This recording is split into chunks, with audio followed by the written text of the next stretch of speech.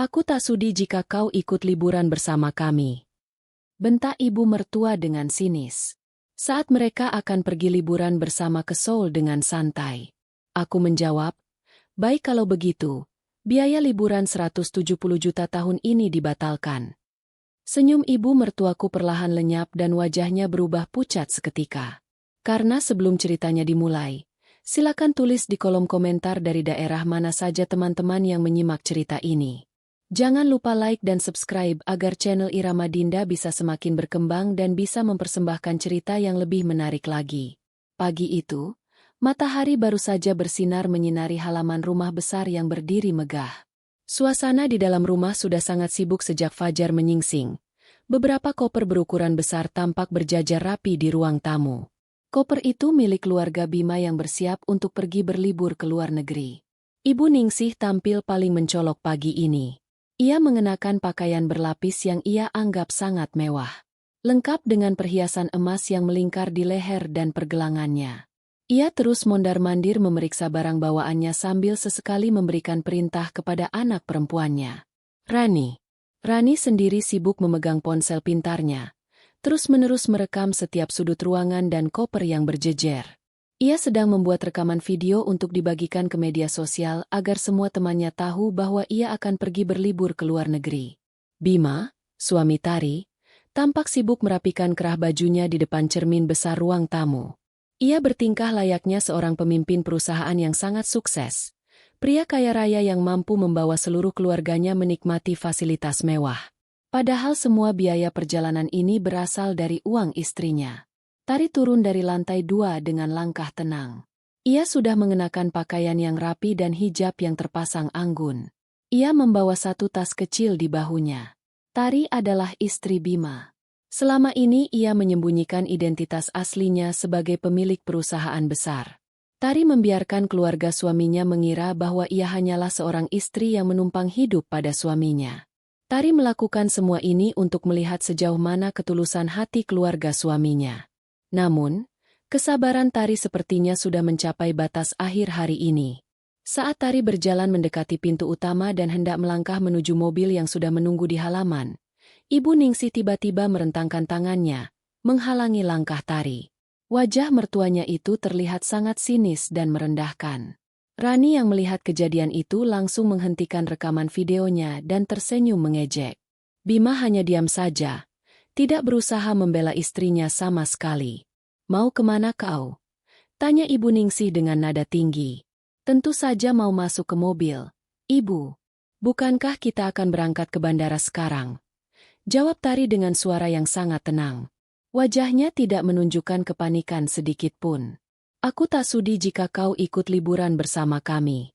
Bentak Ibu Ningsih dengan suara keras memastikan suaranya bergema di seluruh ruangan tamu. Kau ini hanya benalu di keluarga ini. Kau pikir kau pantas ikut liburan mewah hasil jerih payah anakku? Tempat ini hanya untuk keluarga inti. Kau tinggal saja di rumah. Jaga rumah dan bersihkan semuanya. Kami ingin menikmati waktu keluarga tanpa ada orang luar yang menumpang hidup. Tari menatap tajam ke arah mata mertuanya. Ia lalu beralih menatap Bima.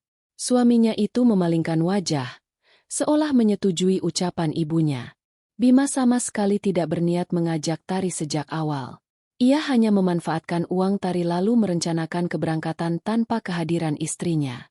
Tari menghela napas panjang. Ia sudah menduga hal ini akan terjadi. Hatinya sudah tidak memiliki harapan lagi untuk keluarga ini. Oh, begitu ya? Ucap Tari santai. Ia lalu merogoh ke dalam tas kecilnya dan mengeluarkan ponsel pintarnya. Ia menekan beberapa angka di layar dan mendekatkan ponsel itu ke telinganya. Kau mau menelepon siapa? Jangan coba-coba mengadu pada orang tuamu. Ya. Seru Rani ikut campur. Tari mengabaikan ucapan adik iparnya. Saat panggilannya tersambung, Tari berbicara dengan nada yang sangat tegas dan jelas. Halo, selamat pagi. Ini dengan Tari. Saya ingin membatalkan semua jadwal perjalanan atas nama saya dan keluarga. Ya, semuanya tiket pesawat penerbangan kelas utama dan juga pemesanan kamar penginapan bintang 5 di luar negeri. Semuanya batalkan saat ini juga. Jangan ada yang tersisa. Tarik kembali uangnya ke rekening pribadi saya. Mendengar ucapan Tari, senyum di wajah Ibu Ningsih perlahan lenyap. Wajahnya berubah pucat seketika. Matanya terbelalak lebar menatap menantunya. Rani yang tadinya tersenyum mengejek kini menjatuhkan tangannya yang memegang ponsel. Bima langsung melangkah maju dengan wajah penuh amarah. Apa maksudmu membatalkan semua pesanan itu, Tari? Bentak Bima sambil mencoba merebut ponsel dari tangan istrinya. Tari dengan sigap menepis tangan suaminya. Ia menatap Bima dengan tatapan dingin yang belum pernah ia tunjukkan sebelumnya. Karena kalian tidak sudi aku ikut, maka biaya liburan 170 juta tahun ini dibatalkan. Aku yang membayar semuanya. Jika aku tidak pergi, maka fasilitas itu juga tidak akan pernah ada untuk kalian. Kau gila. Tiket itu sudah dibayar lunas. Kau tidak berhak membatalkannya sepihak. Bima berteriak keras. Wajahnya memerah menahan malu dan marah. Tentu saja aku berhak. Semua pesanan itu menggunakan namaku dan uangku. Sekarang semuanya sudah batal, kata Tari sambil memasukkan kembali ponselnya ke dalam tas. Ia merapikan ujung hijabnya dengan tenang. Kalian masih mau pergi liburan? Silakan berangkat ke bandara. Tapi bayar sendiri pakai uang gajimu. Mas, gajimu kan hanya sebatas upah minimum. Coba saja beli tiket ke luar negeri sekarang juga. Aku ingin tahu apakah kau sanggup. Ibu Ningsih mulai bernapas dengan cepat. Ia tidak terima impiannya hancur dalam hitungan detik. Ia menunjuk wajah Tari dengan jari gemetar. Kau dasar perempuan tidak tahu diuntung. Kau pasti berbohong. Anakku yang membayarnya. Bima, cepat katakan padanya bahwa kau yang mengurus semua ini. Bima tidak berani menatap mata ibunya. Ia tahu persis bahwa semua dana berasal dari rekening Tari. Ia selama ini berbohong kepada ibu dan adiknya bahwa ia adalah pimpinan perusahaan yang sukses. Kini kebohongan itu terancam terbongkar.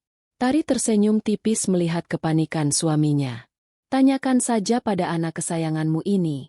Ibu, dari mana uang 170 juta itu berasal? Nah, aku masih ada urusan lain. Silakan nikmati perjalanan kalian. Ucap Tari. Ia membalikan badan dan berjalan kembali menaiki tangga menuju lantai 2. Meninggalkan 3 orang itu dalam keheningan yang dipenuhi oleh rasa malu dan amarah. Setelah Tari menghilang di balik tikungan tangga, ruang tamu itu tiba-tiba terasa sangat panas. Rani mulai merengek dan menghentakkan kakinya ke lantai. Ia tidak peduli dengan penjelasan apapun. Yang ada di pikirannya hanyalah bagaimana caranya ia bisa tetap pamer di media sosial. Ibu, aku tidak mau tahu. Kita harus tetap berangkat. Aku sudah terlanjur berjanji pada teman-temanku akan melakukan panggilan video dari luar negeri nanti malam. Mereka semua pasti akan menertawakanku kalau sampai kita batal pergi. Pokoknya kita harus berangkat. Rengek Rani dengan suara melengking. Ibu Ningsih langsung mencengkeram lengan Bima. Kuku-kukunya menancap kuat pada kemeja rapi yang dikenakan anaknya. Kau dengar adikmu, Bima? Lakukan sesuatu. Kau kan punya banyak uang. Perusahaanmu pasti sedang lancar. Biarkan saja perempuan sombong itu membatalkan tiketnya. Kau beli tiket yang baru sekarang juga. Kita beli tiket paling mahal sekalian biar dia tahu rasa. Bima menelan ludah. Keringat dingin mulai bercucuran di keningnya. Ia kebingungan mencari alasan yang tepat. Uang kas perusahaanku sedang dipakai untuk keperluan lain, Bu. Tidak bisa dicairkan mendadak seperti ini. Kita tidak bisa beli tiket baru hari ini juga. Lalu bagaimana nasib liburan kita? Koper sudah siap. Mobil sudah menunggu di luar. Tetangga sebelah juga sudah melihat kita bersiap-siap. Kau mau menanggung malu? Ibu tidak mau menanggung malu. Pokoknya urus secepatnya. Ancam Ibu Ningsih dengan mata melotot. Bima memejamkan mata. Kepalanya pusing memikirkan tuntutan keluarganya. Ia melihat ke arah tangga. Otaknya mulai bekerja mencari jalan keluar yang curang. Ia teringat bahwa Tari menyimpan sebuah kartu pembayaran cadangan di dalam laci meja rias kamar mereka. Kartu itu memiliki batas penggunaan yang sangat besar. Bima merasa yakin bisa menggunakan kartu itu tanpa sepengetahuan Tari untuk membeli tiket di bandara nanti. Baiklah, Bu. Kalian tunggu di dalam mobil saja. Aku akan membereskan semuanya. Kita akan tetap berangkat hari ini juga. Ucap Bima mencoba menenangkan ibu dan adiknya. Rani langsung bersorak kegirangan. Ia kembali mengangkat ponselnya dan merekam wajahnya sendiri. Teman-teman, tunggu kedatanganku di luar negeri ya. Ada sedikit kendala tapi kakakku yang super kaya ini sudah menyelesaikannya. Ucap Rani ke arah layar ponselnya. Ibu Ningsih tersenyum bangga dan menepuk bahu Bima. Ini baru anak ibu yang hebat. Jangan pedulikan istrimu yang tidak berguna itu. Nanti setelah pulang liburan, kau ceraikan saja dia. Bima mengangguk kaku. Ia menyuruh pengemudi sewaan untuk memasukkan sisa koper ke dalam bagasi mobil. Sementara ibu dan adiknya berjalan menuju mobil dengan gaya angkuh. Bima menyelinap kembali masuk ke dalam rumah. Ia berjalan mengendap-endap menaiki tangga. Ia memastikan tidak menimbulkan suara langkah kaki. Bima membuka pintu kamar perlahan-lahan. Di dalam kamar, ia melihat Tari sedang duduk santai membaca buku. Bima berpura-pura mencari barang yang tertinggal di dekat lemari pakaian. Saat Tari tidak memperhatikan, Bima dengan cepat membuka laci meja rias. Tangannya meraih sebuah benda pipih dan memasukkannya ke dalam saku celananya. Ia merasa menang. Ia yakin kartu itu akan menyelamatkan harga dirinya di depan keluarganya. Setelah berhasil mengambil barang incarannya, Bima bergegas keluar dari kamar. Di dalam kamar, Tari menutup bukunya perlahan. Ia tersenyum tipis. Ia sudah tahu bahwa Bima mengambil kartu pembayaran dari dalam laci. Tari memang sengaja meletakkan kartu itu di sana. Namun, apa yang Bima tidak ketahui adalah bahwa Tari sudah menelepon pihak bank beberapa menit yang lalu dan memblokir kartu tersebut. Tari ingin melihat seberapa besar rasa malu yang akan ditanggung oleh suaminya ketika menyadari bahwa ia tidak memiliki daya apa-apa tanpa uang dari istrinya. Perjalanan menuju bandara diwarnai dengan celotehan gembira dari Rani dan Ibu Ningsih. Rani tidak henti-hentinya berbicara di depan ponselnya, memamerkan perjalanan mereka kepada para pengikutnya di media sosial. Ia membanggakan betapa hebatnya sang kakak yang sanggup membayar semua fasilitas mewah dalam waktu singkat. Ibu Ningsih juga ikut menimpali pembicaraan Rani mengatakan bahwa mereka adalah keluarga terpandang yang selalu mendapatkan pelayanan terbaik dimanapun mereka berada. Di kursi depan, Bima duduk dalam diam. Tangannya terus meremas kartu pembayaran milik Tari di dalam saku celananya. Ia berusaha menepis rasa cemas yang terus menggerogoti pikirannya. Ia meyakinkan dirinya sendiri bahwa kartu itu pasti bisa digunakan. Selama ini, Tari tidak pernah pelit kepadanya. Ia menganggap Tari hanyalah perempuan yang selalu patuh pada perintahnya. Ia tidak menyangka Tari akan seberani tadi. Sesampainya di bandara yang sangat luas dan ramai, keluarga itu turun dari mobil dengan gaya yang sangat percaya diri. Rani memakai kacamata hitam di dalam ruangan bandara. Bergaya layaknya orang penting. Ibu Ningsih berjalan mendahului sambil mengibas-ngibaskan tangannya, seolah meminta jalan kepada orang-orang yang berlalu lalang. Mereka berjalan menuju loket penjualan tiket dari salah satu maskapai penerbangan paling mahal. Selamat pagi. Saya ingin membeli 3 tiket penerbangan kelas utama tujuan luar negeri untuk keberangkatan hari ini juga. Tidak peduli berapa harganya, saya akan bayar. Ucap Bima dengan nada sombong kepada petugas loket. Ia sengaja mengeraskan suaranya agar orang-orang yang mengantre di belakangnya mendengar. Petugas loket membalas dengan senyuman sopan dan mulai mengetik di komputer. Baik, Pak. Untuk penerbangan tercepat kelas utama ke luar negeri, tiketnya tersedia untuk keberangkatan 3 jam dari sekarang. Total biayanya menjadi 95 juta rupiah untuk 3 penumpang. Apakah Bapak ingin melanjutkan pemesanan?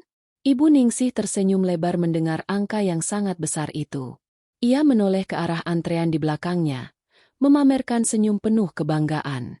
Rani langsung mendekat ke loket dan merekam proses pembelian tiket itu. Lanjutkan saja. Adikku tidak pernah keberatan dengan harga. Dia ini pemimpin perusahaan yang sangat kaya. Sahut Rani dengan bangga. Bima mengeluarkan kartu pembayaran dari sakunya dan menyerahkannya kepada petugas dengan gaya congkak. Gunakan kartu ini. Jangan lama-lama. Kami ingin segera masuk ke ruang tunggu khusus.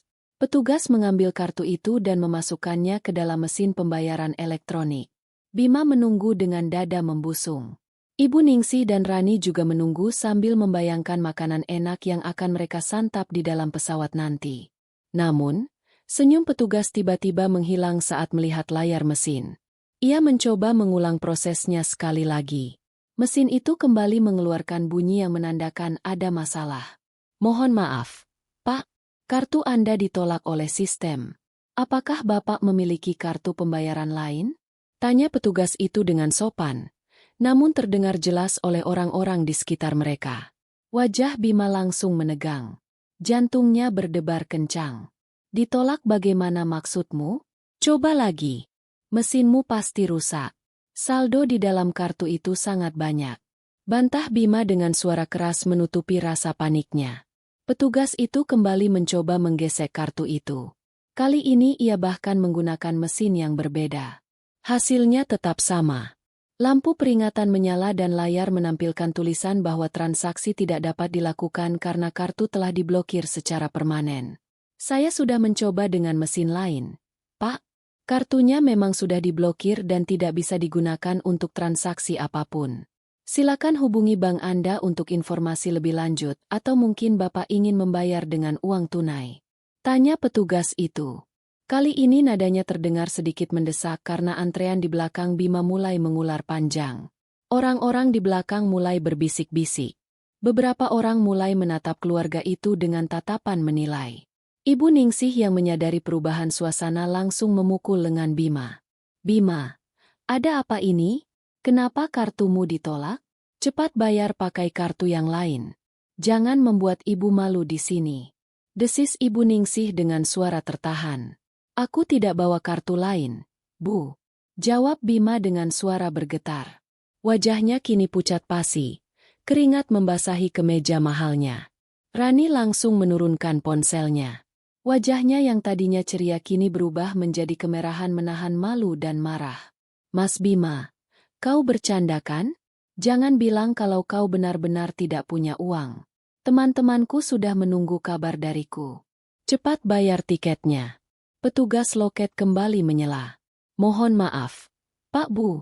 Jika tidak ada metode pembayaran lain, saya harus meminta Bapak dan Ibu untuk bergeser agar penumpang lain bisa maju. Transaksi ini terpaksa saya batalkan. Mendengar ucapan petugas itu, orang-orang di belakang mereka mulai bersuara lantang. Ada yang menyuruh mereka cepat menyingkir. Ada pula yang menyindir mereka karena bergaya sombong. Tapi ternyata kartu pembayarannya ditolak. Sindiran-sindiran itu terdengar sangat menyakitkan di telinga Ibu Ningsih. Harga dirinya seolah dihempaskan ke lantai bandara saat itu juga. Dengan langkah gontai dan wajah tertunduk malu, Bima menarik koper miliknya dan berjalan menjauh dari loket. Ibu Ningsih menutupi wajahnya dengan tas tangannya sambil berjalan cepat mengikuti Bima. Rani menangis terseduh-seduh karena merasa sangat dipermalukan. Ia bahkan tidak berani melihat layar ponselnya sendiri yang masih menyala. Mereka duduk di kursi tunggu bagian luar bandara. Suasana di antara ketiganya sangat tegang. Tidak ada lagi celotehan gembira atau gaya sombong seperti saat mereka baru tiba. Ibu Ningsih menatap Bima dengan penuh kemarahan. Jelaskan pada ibu sekarang juga. Bima, kenapa hal memalukan seperti ini bisa terjadi? Bagaimana bisa kartu milik pimpinan perusahaan ditolak saat membeli tiket? Cecar Ibu Ningsih tanpa henti. Bima memegang kepalanya yang terasa mau pecah. Ia tidak bisa lagi berbohong. Semuanya sudah hancur.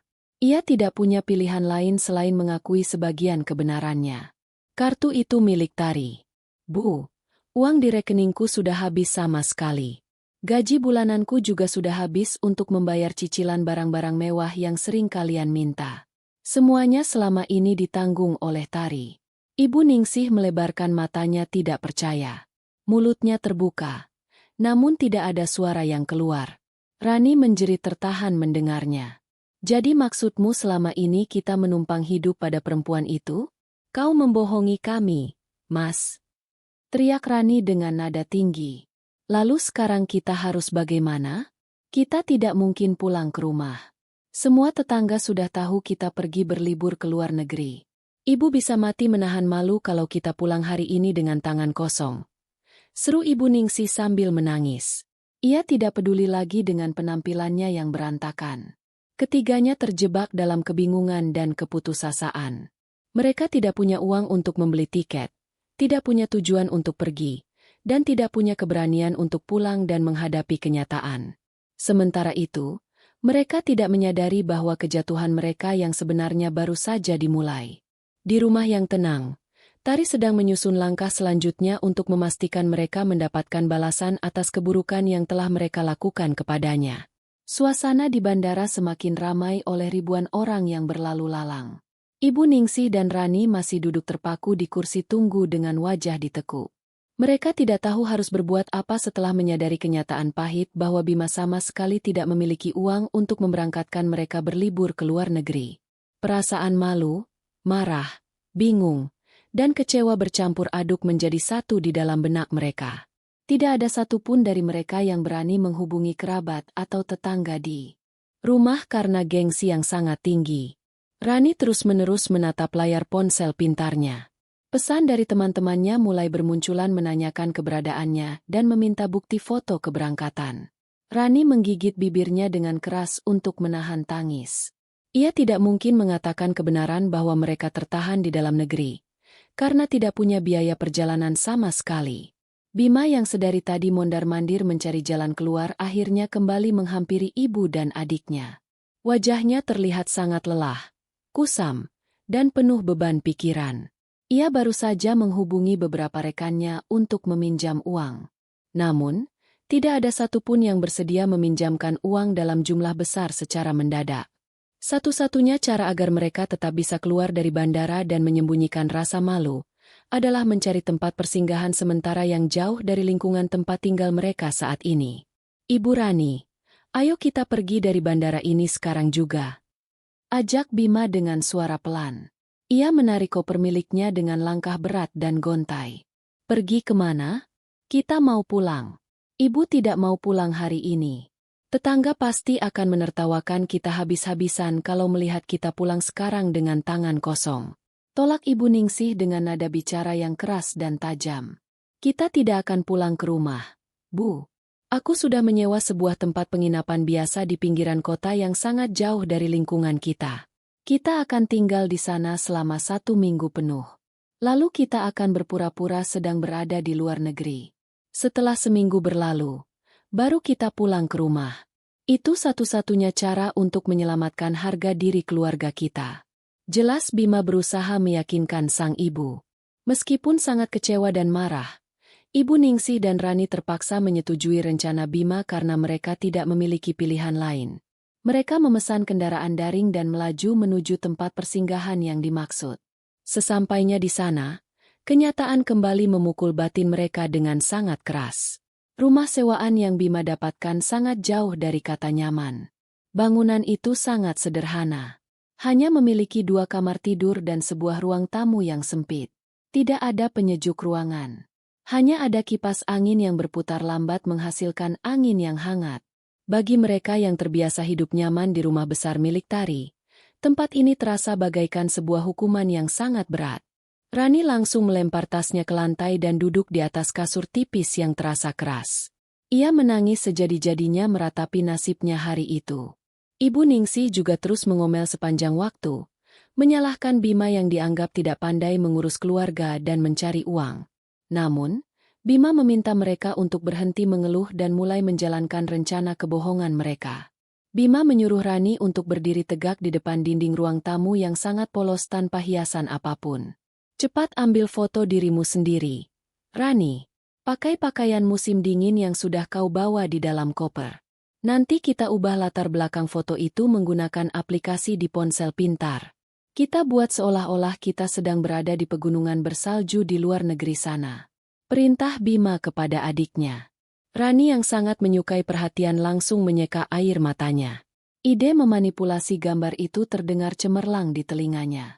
Ia segera mengganti pakaiannya dengan jaket yang tebal dan penutup telinga khusus musim dingin. Dengan bantuan aplikasi pengubah gambar, Foto Rani yang berpose di depan dinding rumah sewaan berhasil diubah menjadi foto berlatar belakang tumpukan salju dan bangunan khas luar negeri. Rani langsung membagikan gambar itu ke media sosial miliknya dengan kalimat keterangan yang sangat sombong.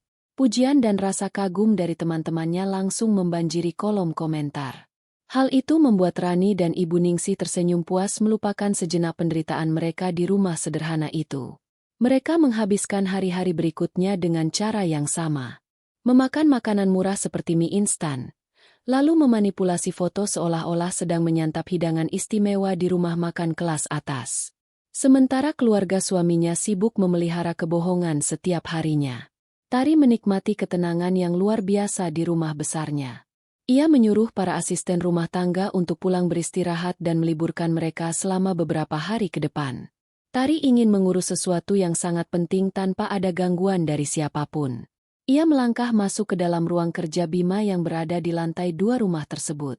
Selama ini, Tari tidak pernah mencampuri urusan pekerjaan suaminya. Ia selalu menghormati batasan yang ada di antara mereka. Namun setelah kejadian hari keberangkatan itu, Tari merasa perlu mengetahui apa saja hal buruk yang disembunyikan oleh suaminya selama ini. Ruangan kerja itu terlihat rapi pada pandangan pertama. Namun, Tari tahu pasti ada sesuatu yang tidak beres. Ia mulai membuka laci meja kerja Bima satu persatu dengan hati-hati. Ia membaca berbagai tumpukan lembaran laporan yang ada di sana. Tari adalah seorang pemimpin perusahaan yang sangat teliti. Matanya dengan cepat menangkap beberapa kejanggalan dalam catatan pengeluaran kas yang ditandatangani secara langsung oleh Bima. Uang dalam jumlah ratusan juta rupanya seringkali berpindah secara mencurigakan ke rekening yang sama sekali tidak dikenal oleh pihak perusahaan. Pencarian Tari terus berlanjut tanpa henti hingga ia menemukan sebuah laci rahasia yang terkunci sangat rapat di bagian paling bawah meja kerja. Tari mengambil alat pembuka kunci dari kotak peralatannya di garasi dan berhasil membuka laci itu. Di dalamnya terdapat sebuah tempat penyimpanan berisi beberapa dokumen penting dan tumpukan lembaran bukti percakapan pesan singkat yang sengaja dicetak oleh Bima. Tari membaca lembaran-lembaran itu dengan pikiran yang sangat fokus. Detak jantungnya berdetak sedikit lebih cepat dari biasanya. Namun raut wajahnya tetap tenang tanpa menunjukkan ekspresi yang berlebihan. Lembaran itu berisi pesan mesra antara Bima dan seorang perempuan bernama Maya. Bukan hanya kalimat rayuan manis, tetapi juga bukti pemesanan tiket liburan dan penginapan di luar negeri. Bima rupanya merencanakan perjalanan liburan secara diam-diam bersama Maya. Memanfaatkan sisa uang dari biaya perjalanan keluarga. Bima berencana menempatkan ibu dan adiknya di penginapan biasa setibanya di sana nanti. Sementara ia akan pergi bersenang-senang dengan perempuan simpanannya di tempat yang sangat mewah. Uang yang akan dipakai Bima untuk membiayai semua rencana busuk itu adalah uang murni milik Tari. Tari meletakkan kembali lembaran itu ke atas meja perlahan-lahan. Ia merapikan ujung hijabnya dengan tenang dan teratur. Tidak ada satu tetes pun air mata yang jatuh membasahi pipinya. Ia tidak menangis meratapi nasibnya seperti orang yang mendapati pasangannya berkhianat. Rasa cinta, kepedulian, dan rasa hormat yang pernah ia miliki untuk Bima sudah sepenuhnya mati dan menghilang tanpa sisa sedikit pun. Yang tersisa di dalam lubuk hatinya saat ini hanyalah tekad yang kuat untuk memberikan hukuman yang sepadan atas semua rasa sakit dan pengkhianatan keji ini. Tari sangat menyadari bahwa kebaikan dan kesabaran yang ia berikan selama ini telah disalahartikan sebagai sebuah kelemahan. Keluarga suaminya menginjak-injak harga dirinya karena mengira ia tidak memiliki daya upaya sama sekali. Kini tibalah saatnya bagi Tari untuk menunjukkan kekuatan aslinya kepada mereka. Ia tidak akan marah-marah atau berteriak di depan wajah mereka. Ia akan menghancurkan bangunan kesombongan mereka dari dasarnya. Membuat mereka jatuh dari tempat tertinggi yang mereka bangun di atas tumpukan kebohongan. Rencana balasan pun mulai tersusun sangat rapi di dalam kepala Tari. Ia akan menyambut kepulangan mereka nanti dengan sebuah perayaan yang tidak akan pernah bisa mereka lupakan sepanjang hidup mereka. Malam semakin larut menyelimuti rumah besar itu. Tari masih berada di dalam ruang kerja Bima. Ia mengeluarkan ponsel pintarnya dan merekam setiap lembar bukti perbuatan buruk Bima menjadi gambar digital. Ia memastikan setiap tulisan, nama rekening, dan deretan angka terlihat sangat jelas tanpa ada yang buram. Setelah selesai, Tari merapikan kembali tumpukan dokumen itu dan memasukkannya kembali ke dalam laci rahasia, lalu menguncinya persis seperti keadaan awal. Ia tidak ingin Bima curiga bahwa ada orang yang telah membongkar tempat penyimpanannya. Tari melangkah keluar dari ruangan itu dan menutup pintu dengan rapat. Ia berjalan menyusuri lorong rumah dengan pijakan kaki yang mantap. Hatinya sangat damai malam itu. Ia merasa seperti baru saja menemukan kembali kebebasannya dan menyadari bahwa ia memegang kendali penuh atas takdirnya.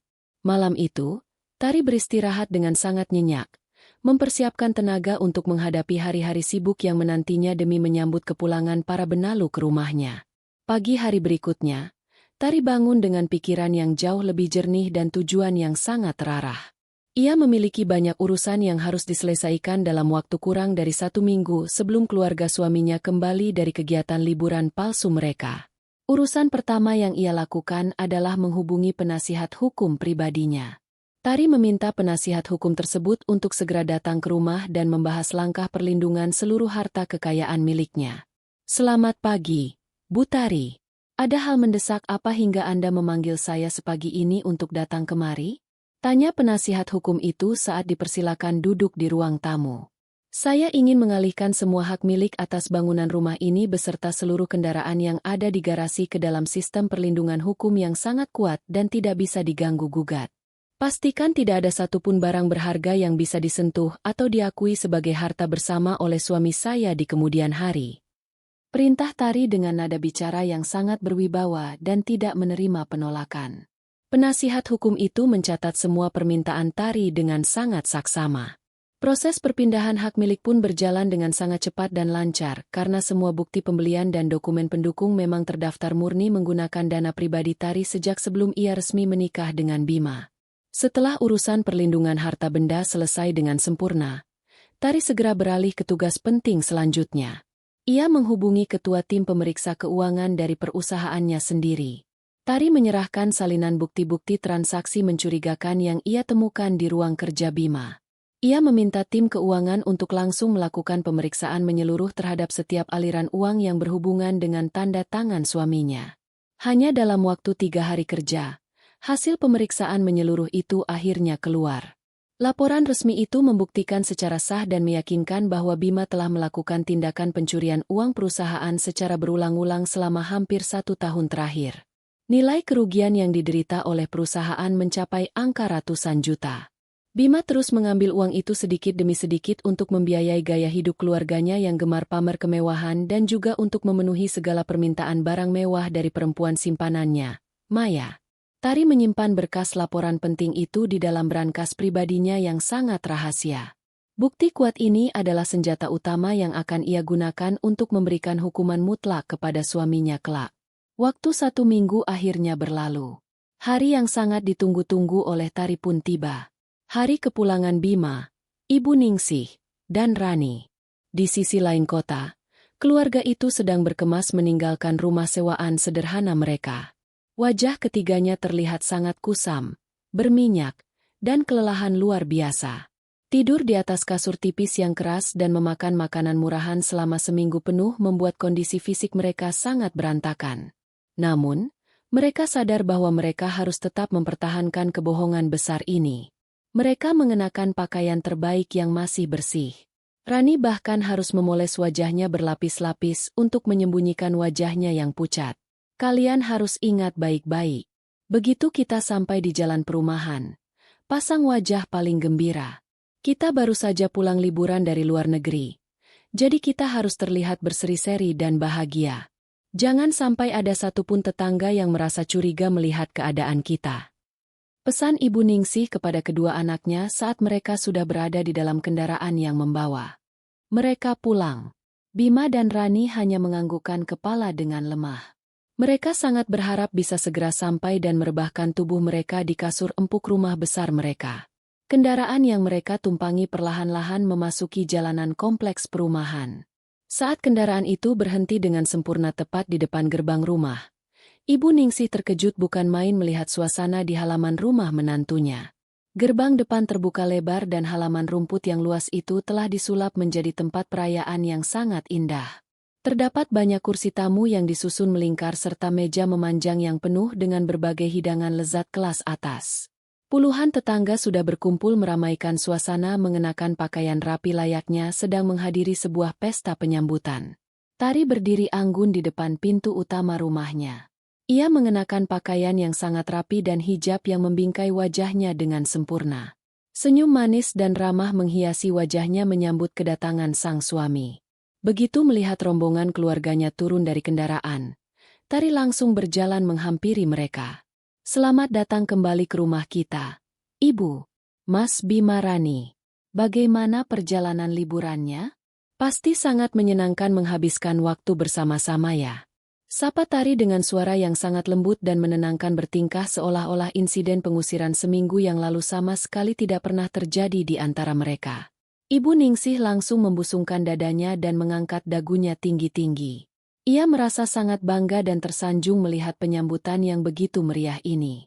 Di dalam pikirannya yang sempit, ia mengira Tari mengadakan pesta perayaan ini karena merasa bersalah dan ingin memohon maaf kepada mereka. Ibu Ningsih melangkah masuk ke halaman dengan gaya layaknya seorang nyonya pemilik rumah yang sangat berkuasa. Para tetangga yang hadir langsung mengerumuni mereka dan memberikan berbagai ucapan selamat datang. "Wah, Bu Ningsih terlihat sangat bahagia hari ini. Pasti puas sekali bisa berlibur menghirup udara di luar negeri. Kami semua di sini sangat iri melihat hasil jepretan foto Rani di media sosial." Puji salah seorang ibu tetangga sambil tersenyum. Ibu Ningsih tertawa bangga mendengar pujian itu. Tentu saja sangat puas. Udara di sana sangat menyegarkan. Tidak panas seperti di sini. Anakku Bima memang pria yang sangat hebat. Dia sengaja menyewa tempat penginapan paling mahal untuk membahagiakan kami semua. Sayang sekali menantuku Tari tidak ikut karena sedang banyak urusan menjaga kebersihan rumah ini. Rani juga tidak mau menyia-nyiakan kesempatan untuk pamer. Ia langsung membuka salah satu kopernya tepat di depan kerumunan tetangga dan mengeluarkan beberapa barang pajangan sederhana yang sebenarnya ia beli di pasar malam dekat rumah sewaan mereka. "Ini buah tangan khusus untuk ibu-ibu tetangga semuanya. Barang-barang ini harganya cukup mahal karena saya beli langsung di pusat perbelanjaan luar negeri. Tapi demi menjaga hubungan baik dengan tetangga, uang tentu saja bukan menjadi hambatan bagi keluarga kami." Tari hanya berdiri tenang mengamati pertunjukan itu sambil terus mempertahankan senyum manis di wajahnya. Ia melihat dengan jelas betapa piawainya ibu mertua dan adik iparnya merangkai kebohongan. Bima tampak sedikit cemas melihat keramaian ini. Butiran keringat mulai bermunculan di dahinya. Namun ia berusaha keras menutupi kegugupannya dengan ikut tersenyum dan menyapa tamu-tamu yang hadir. Tari mempersilakan semua tamunya untuk mengambil tempat duduk dan mulai menyantap hidangan yang telah disajikan. Suasana pesta kecil sore itu berlanjut dengan sangat ramai. Ibu Ningsih dan Rani tiada henti bercerita tentang betapa menakjubkannya pemandangan salju buatan yang mereka lihat dan betapa lezatnya makanan luar negeri yang mereka cicipi. Menceritakan kebohongan panjang yang mereka ciptakan sendiri. Tari membiarkan mereka berbicara sesuka hati. Ia sengaja memberikan kesempatan yang sangat besar agar kesombongan mertua dan iparnya terus menanjak mencapai puncaknya. Semakin tinggi mereka merasa terbang, maka akan semakin hancur pula perasaan mereka ketika kenyataan menjatuhkan mereka. Setelah merasa sudah cukup membiarkan keluarganya membual di depan orang banyak, Tari berjalan perlahan menuju bagian depan halaman. Di tempat itu, ia telah menyiapkan sebuah layar putih yang berukuran cukup besar bersanding dengan sebuah mesin pemutar gambar digital. Tari meraih alat pelantang suara dan mulai berbicara kepada seluruh hadirin. Suaranya terdengar sangat tenang, namun memiliki kekuatan yang mampu menghentikan semua percakapan di halaman itu seketika. Semua pasang mata kini beralih menatap ke arahnya, termasuk tatapan penuh kebanggaan dari Ibu Ningsih yang mengira menantunya akan memberikan pujian khusus kepadanya. "Bapak dan Ibu sekalian yang saya hormati, terima kasih karena telah meluangkan waktu untuk hadir pada sore hari ini. Saya sengaja mengundang Bapak dan Ibu berkumpul untuk menyambut kepulangan keluarga suami saya dari liburan luar biasa mereka. Tentu saja kita semua di sini sangat penasaran ingin melihat dan menyaksikan secara langsung pengalaman mereka selama berada di sana. Oleh karena itu, mari kita bersama-sama melihat rekaman gambar perjalanan liburan keluarga suamiku yang sudah saya siapkan secara khusus sebagai puncak acara hari ini.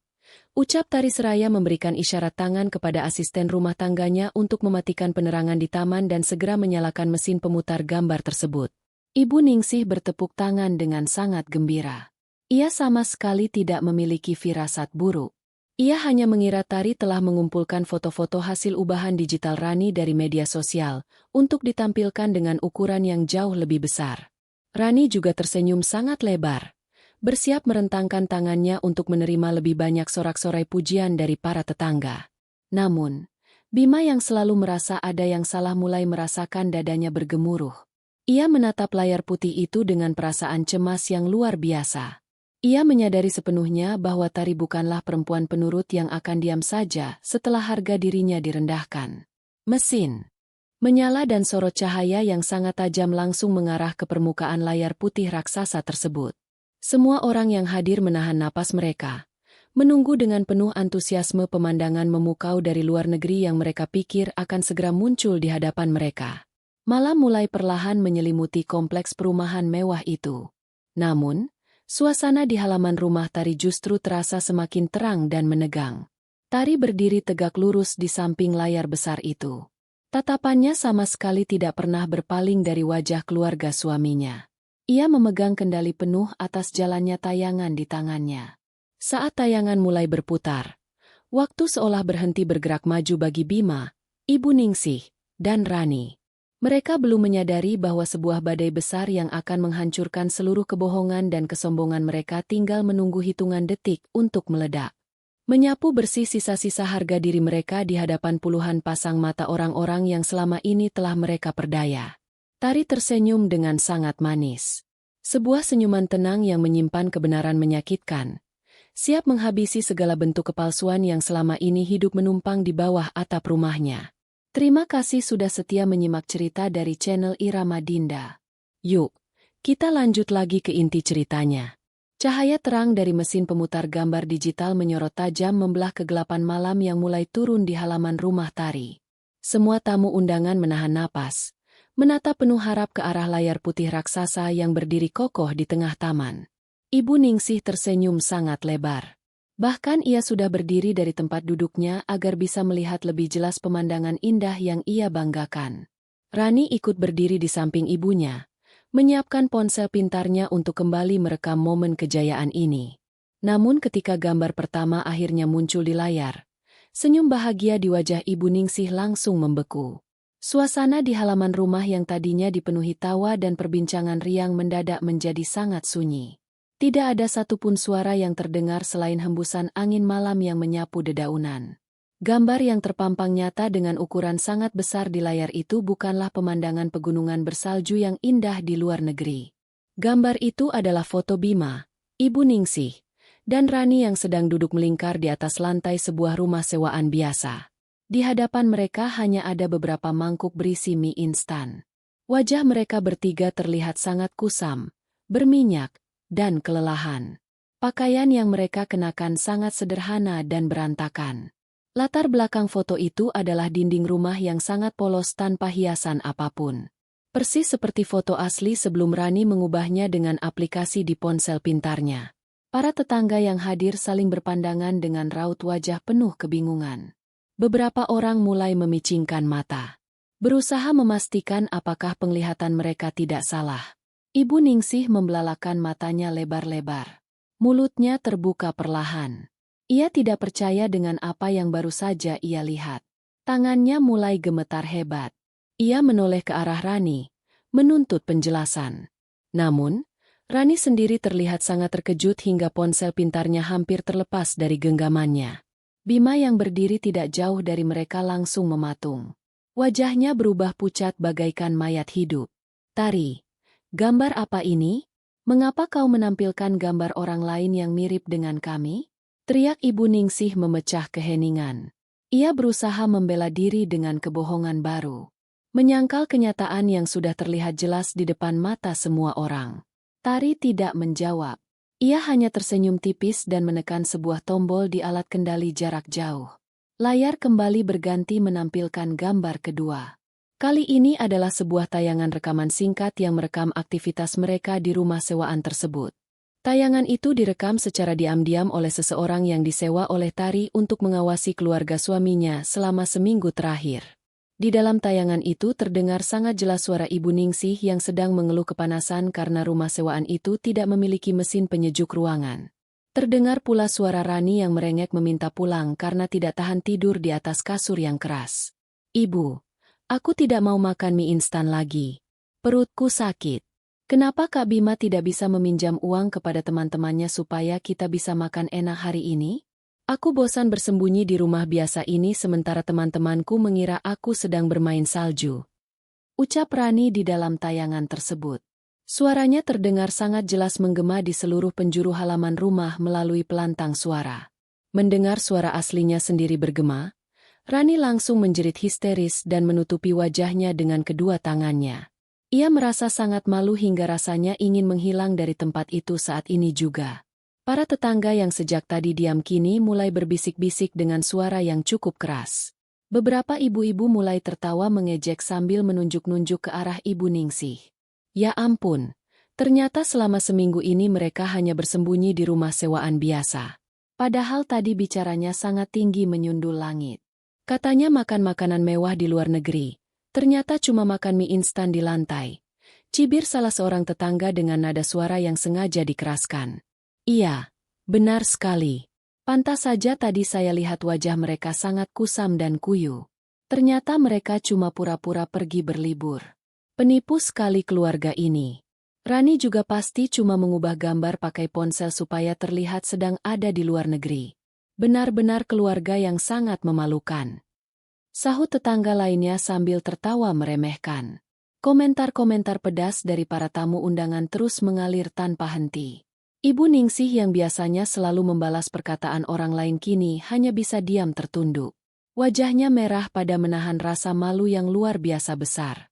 Harga dirinya yang selama ini ia junjung tinggi hancur berkeping-keping di hadapan semua orang yang paling ia pedulikan pendapatnya. Ia merasa tidak sanggup lagi mengangkat wajahnya. Sementara itu, Bima tidak bisa tinggal diam lagi. Kemarahannya sudah memuncak hingga ke ubun-ubun. Ia berjalan cepat menghampiri Tari dengan tangan mengepal kuat. "Matikan mesin itu sekarang juga. Tari, kau benar-benar sudah gila. Apa tujuanmu mempermalukan keluargaku di depan semua orang seperti ini? Kau istri yang tidak tahu sopan santun," bentak Bima tepat di depan wajah Tari. Tari sama sekali tidak mundur walau satu langkah pun. Ia membalas tatapan marah suaminya dengan sorot mata yang jauh lebih tajam dan dingin. Ia merapikan lipatan pakaiannya dengan sangat tenang. "Mempermalukan keluargamu. Aku hanya menunjukkan kebenaran kepada para tetangga kita. Mas Bima, bukankah selama ini kalian yang selalu membanggakan diri sebagai keluarga yang sangat kaya dan mampu berlibur ke luar negeri kapan saja? Aku hanya membantu memperlihatkan bukti perjalanan liburan kalian yang sesungguhnya. Mengapa kau harus marah jika memang yang kalian katakan sejak awal adalah kebenaran?" Balas Tari dengan nada bicara yang sangat terukur namun tajam. "Kau sengaja merencanakan semua ini. Kau membatalkan tiket keberangkatan kami. Lalu kau menyuruh orang untuk mengintai kami di rumah sewaan itu. Kau benar-benar perempuan yang sangat licik," tuduh Bima dengan suara bergetar karena emosi yang tidak tertahankan. "Licik katamu? Kalau kau merasa aku licik, lalu apa sebutan yang pantas untuk seorang suami yang membiayai gaya hidup mewah ibu dan adiknya menggunakan uang istri yang selalu dihina dan direndahkan? Apa sebutan yang pantas untuk keluarga yang selalu menuntut pelayanan nomor satu namun tidak mau mengeluarkan biaya sedikit pun? Kalian ini tidak lebih dari sekadar benalu yang hidup menghisap harta orang lain," ucap Tari. Kata-katanya meluncur dengan sangat lancar dan menusuk tepat di jantung pertahanan Bima. Para tetangga yang mendengar perdebatan itu kembali riuh. Mereka baru menyadari fakta yang jauh lebih mengejutkan. Selama ini mereka mengira rumah besar, kendaraan mewah, dan seluruh kekayaan itu adalah milik Bima. Kenyataan bahwa semua itu adalah milik Tari yang selama ini terlihat sangat pendiam membuat mereka semakin merasa jijik pada kesombongan Ibu Ningsih. Ibu Ningsih yang mendengar kenyataan itu dibongkar di depan umum langsung berlari menghampiri Tari. Ia mengayunkan tangannya berniat memukul lengan Tari. Namun beberapa ibu-ibu tetangga dengan cepat menahan tubuh Ibu Ningsih. "Lepaskan aku. Biar aku beri pelajaran perempuan kurang ajar ini. Dia sudah mencemarkan nama baik keluargaku.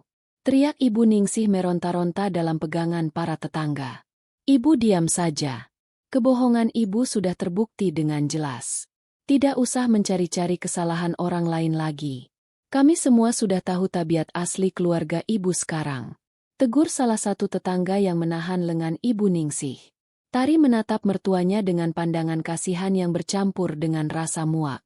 Ia menoleh kembali ke arah layar yang masih menampilkan gambar-gambar menyedihkan keluarga itu. Ini belum selesai. Hukuman yang sebenarnya baru saja akan dimulai. Pertunjukan kenyataan di halaman rumah Tari ternyata belum mencapai akhir puncaknya. Setelah gambar-gambar yang menghancurkan kesombongan keluarga Bima selesai ditayangkan, layar putih raksasa itu berkedip sesaat sebelum akhirnya menampilkan deretan gambar baru. Gambar-gambar ini memiliki bentuk yang berbeda. Bukan lagi potret tayangan perjalanan palsu, melainkan tangkapan layar berupa lembaran-lembaran bukti percakapan tertulis. Semua orang kembali memusatkan perhatian mereka ke arah layar. Bima yang tadinya sedang mengamuk kepada Tari mendadak menghentikan teriakannya saat melihat nama yang terpampang di bagian atas layar percakapan tersebut. Nama itu adalah Maya.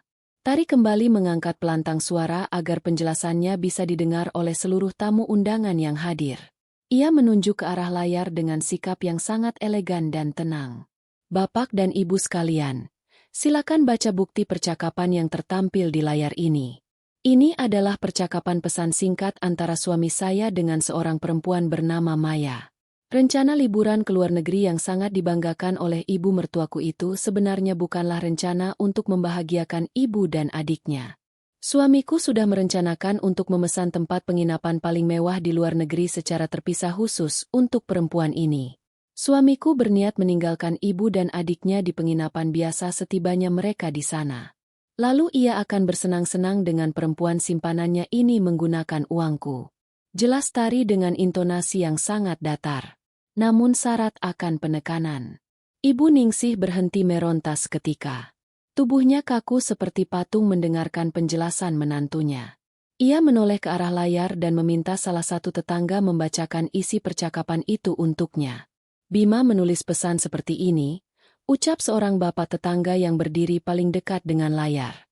Maya sayang, sabar ya. Aku pasti akan membawamu jalan-jalan ke luar negeri. Uang dari perusahaan perempuanku itu sangat banyak. Nanti ibuku yang rewel dan adikku yang suka pamer itu akan aku tempatkan di tempat yang biasa saja biar tidak mengganggu liburan kita. Begitu bunyi pesannya. Bu Ningsih. Mendengar isi pesan tersebut dibacakan dengan lantang, Ibu Ningsih merasakan dunianya runtuh berantakan.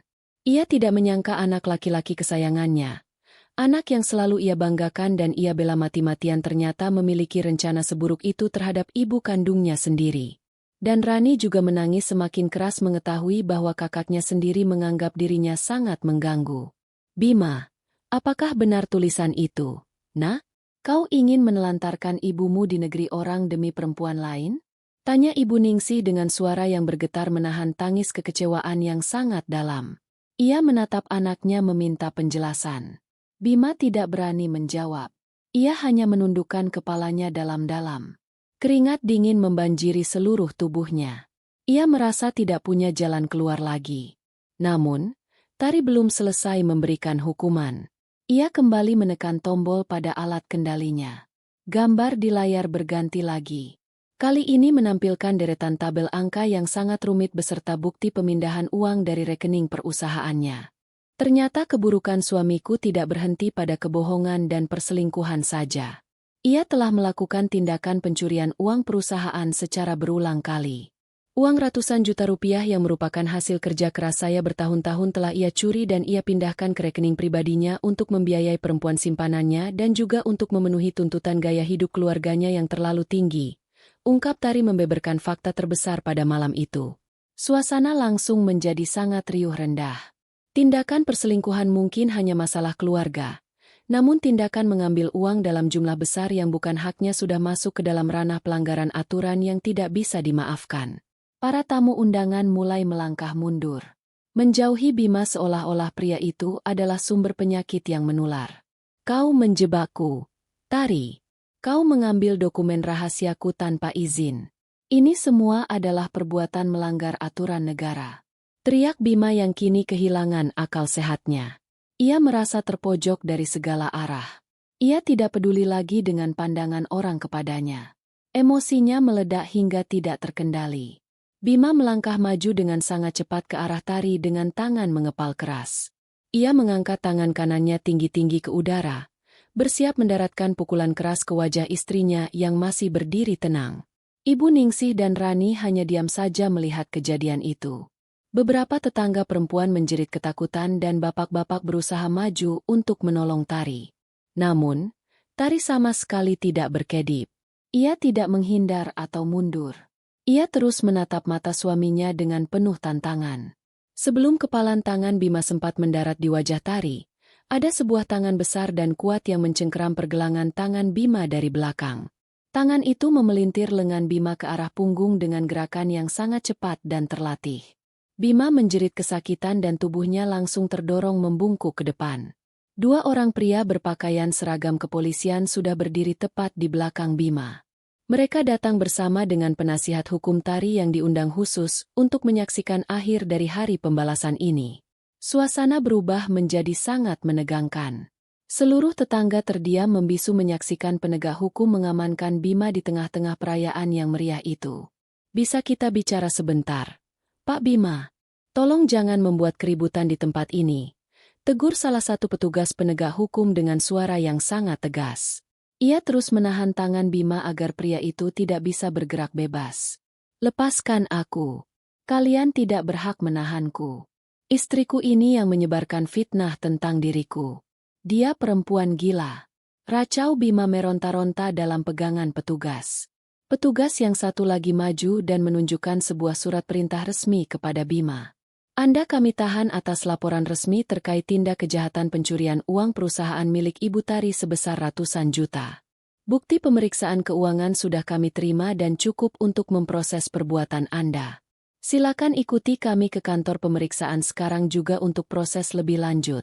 Ibu Ningsih yang mendengar penahanan anaknya langsung jatuh terduduk di atas tanah berumput. Kakinya tidak sanggup lagi menopang berat tubuhnya. Harapannya hancur berkeping-keping. Anak kebanggaannya kini akan segera masuk ke dalam tahanan kurungan. Ia merangkak dengan susah payah mendekati Tari. Air mata membasahi wajahnya yang sudah terlihat sangat tua dan lelah. Tari, tolong maafkan kami, Nak. Ibu mohon ampun padamu. Tolong cabut laporan itu. Jangan kurung anakku. Ibu janji akan bersikap baik padamu mulai sekarang. Kau boleh menyuruh ibu melakukan apa saja asalkan Bima tidak dibawa pergi. Tangis Ibu Ningsih memohon-mohon sambil memeluk kaki Tari erat-erat. Ia sudah tidak memikirkan lagi rasa malunya di depan para tetangga. Tari menatap wanita tua yang sedang menangis di bawah kakinya itu. Ia teringat kembali semua hinaan, perlakuan buruk, dan kata-kata merendahkan yang selalu ia terima tanpa ampun selama bertahun-tahun hidup bersama keluarga ini. Tari menarik kakinya perlahan-lahan dari pelukan ibu mertuanya. Ia tidak menunjukkan sedikit pun rasa kasihan di wajahnya. Sudah tidak ada waktu untuk memohon. Ibu, semua yang terjadi malam ini adalah hasil dari perbuatan kalian sendiri. Tolong bawa barang-barang ibu dan adikmu. Lalu tinggalkan tempatku malam ini juga. Mulai detik ini kalian tidak punya hak apapun lagi di tempat tinggal ini. Ucap Tari memberikan keputusan mutlak tanpa ruang untuk memohon lagi. Petugas mulai membawa Bima menuju mobil petugas yang sudah terparkir di depan gerbang. Bima terus meneriakkan nama Tari, memohon belas kasihan di sepanjang langkahnya. Namun, suaranya perlahan memudar seiring dengan ditutupnya pintu kendaraan penegak hukum tersebut. Malam itu, perayaan penyambutan yang meriah resmi berakhir dengan kemenangan mutlak di pihak Tari. Cahaya lampu dari kendaraan petugas kepolisian menyapu wajah orang-orang yang masih berkumpul di halaman rumah besar itu. Mesin kendaraan menyala memecah kesunyian malam. Perlahan-lahan bergerak menjauhi pintu gerbang membawa Bima menuju tempat penahanan sementara. Tari berdiri sangat tegak menatap kepergian suaminya tanpa ada sedikit pun rasa penyesalan di dalam hatinya. Ia merasa bahwa keadilan akhirnya menemukan jalannya sendiri malam ini. Setelah kendaraan petugas benar-benar menghilang dari pandangan, suasana di halaman rumah perlahan mulai mencair. Para tetangga yang sejak tadi mematung menyaksikan kejadian luar biasa ini mulai bergerak. Mereka saling bertukar pandang, membicarakan semua hal yang baru saja terungkap di depan mata mereka. Beberapa ibu tetangga mendekati Tari memberikan usapan lembut di bahunya sebagai bentuk dukungan dan permintaan maaf, karena sempat salah menilai. Mereka semua menyadari bahwa perempuan yang selama ini selalu dihina oleh mertuanya ternyata adalah sosok pemilik rumah sejati.